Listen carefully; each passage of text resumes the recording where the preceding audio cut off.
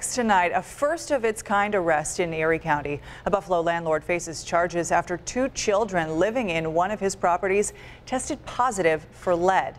And despite health hazards, prosecutors say this landlord allowed people to keep living in the home. The investigation, part of a bigger effort to protect families from lead poisoning.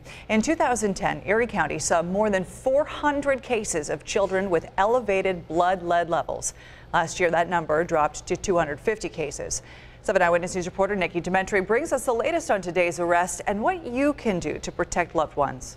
Almost 2 years, 2 children, 2 cases of lead poisoning, both at this house on Fargo Avenue on Buffalo's west side. And this is really sad. It's preventable. Today, the landlord, 41-year-old Maxon Levin of Amherst, became the first person in Erie County to face charges of knowingly exposing his tenants to lead paint.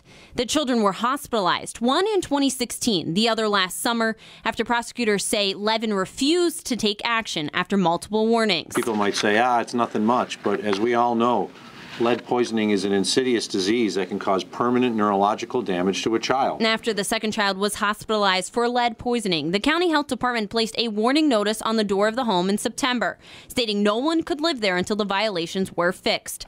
But investigators say Levin ignored that warning, and inspectors found people living in the home in January. We are sending a message to landlords. If you ignore a do not rent order, you will be prosecuted to the full extent of the law. So what can you do if you're a renter to make sure your family isn't being exposed to lead?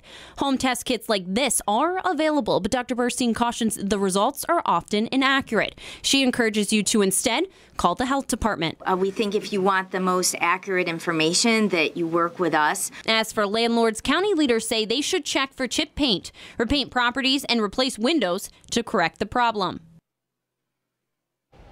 Levin was actually just sentenced to 21 months in prison on unrelated tax fraud charges. He faces up to 1 year in prison if convicted on this new misdemeanor charge. Live in the studio tonight, Nikki Dementri, 7 Eyewitness News.